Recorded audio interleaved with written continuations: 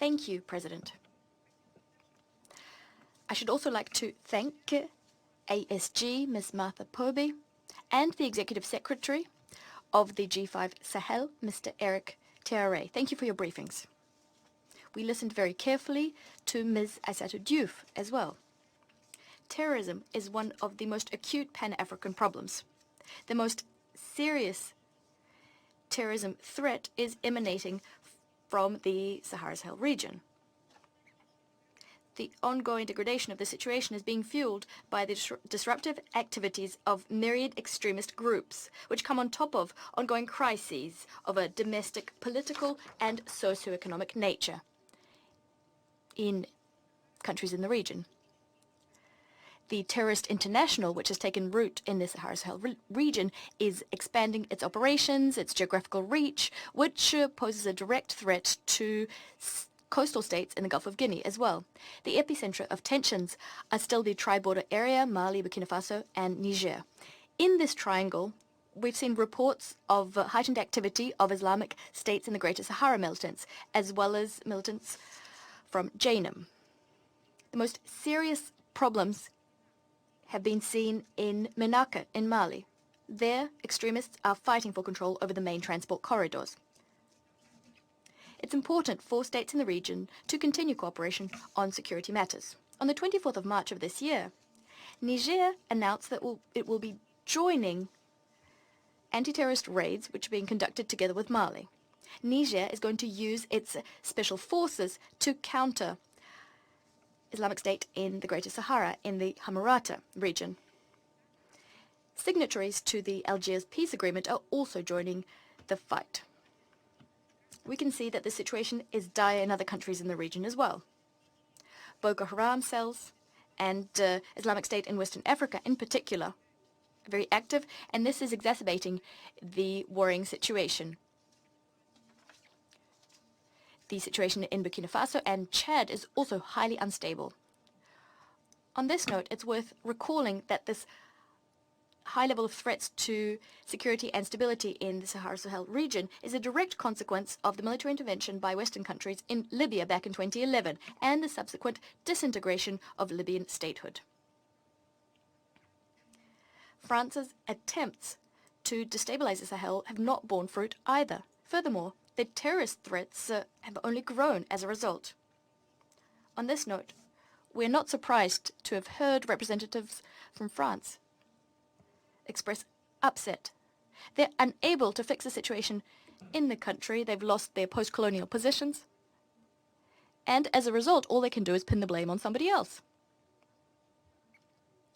Paris's obstinate unilateral actions directed at enacting regime change in Bamako are continuing to deal serious blows to Africa's collective efforts to achieve stability in the Sahel region. In the Secretary General's latest report, which we all read very carefully, there is data and information regarding the European Commission's decision to end funding which is being used by MINUSMA to provide logistical and operational support to the joint force. We understand why Mali decided to withdraw from the G5 and the joint force. As a result, the political and military capability of this force has fallen substantially. Against this backdrop, we need to completely overhaul the approach to how we cooperate on counterterrorism, something we haven't seen to date. We stand convinced that the main role in supporting peace and security in the Sahel region should be played by states in the region themselves, with tangible support from the international community. But it's worth underscoring that international assistance granted to Sahel states should be based on the principle of non-interference in domestic affairs, on respect for national sovereignty, and also the principle of African solutions to African problems. States in the Sahel region should exercise full control over decision-making in the fight against terrorism. This must happen in practice, not just on paper. And this because the security situation is of priority importance for all Sahelian capitals. Whenever there's a terrorist threat, there's a clear response that can be mounted, a military response, and it must be mounted swiftly. bilateral agreements between armed forces in the region, if they are crafted, all we can do is support these. Against this backdrop, political considerations, not to mention geopolitical considerations, should take a back seat. We should support the determination of leading groups in the region, the African Union and ECOWAS, to also address the terrorist threat in the Sahel region. We need to walk the walk, not just talk the talk, and to do so swiftly yet again.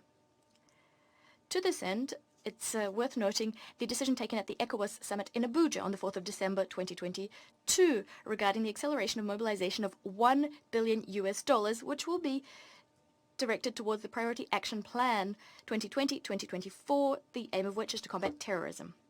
Enhancing coordination between the various structures in the region, structures which aim to shore up peace and security, that is our overarching priority. The Russian Federation will continue to take a constructive role, including as a permanent member of the Security Council, an active role in collective efforts to achieve security in the Sahel region.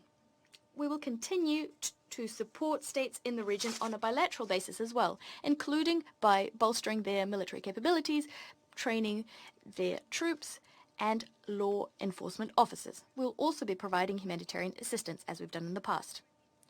We will continue doing all of the above in keeping with the law, and this is also something that's been welcomed by countries in the region. Having said that, it comes as no surprise that our efforts to provide assistance to Mali and other countries in the region has been tarnished. We get the impression that this is in fact the main topic covered by the US's statements here at the Security Council. It's also the favorite topic for the US media to cover. Thus, we regret that African states are the ones who are suffering, including Mali. Mali, which is currently being confronted with very serious threats across various fronts, specifically the security front. Unfortunately, Western states are now using every lever they have at their disposal. And what's most responsible, they're also using the lever of the United Nations. The report published by the OHCHR regarding the events in Mora last year, we see that as, once again, a politically motivated attempt to discredit Mali's efforts to combat extremism. What we get is the impression that the OHCHR, instead of directly cooperating with the Malian authorities in an impartial, objective fashion in order to establish what actually happened in Mora, instead the OHCHR is just following the lead of a number of countries who demanded to get results right here, right now. This, without a doubt, has had an impact on the fact-finding investigation. The investigation is now being based on information provided by witnesses. We don't know who they are and other information. Not to mention the fact that none of the experts drafting these reports physically visited Mura. I invite colleagues to read the official comments provided by the Malian government regarding the report on what happened in Mura. Please respect the Malian authorities. Wait for their national investigation to be completed. In the meantime, we'll be continuing to provide Bamako with assistance, and this assistance will never interfere in the domestic affairs of Mali. Thank you for your kind attention.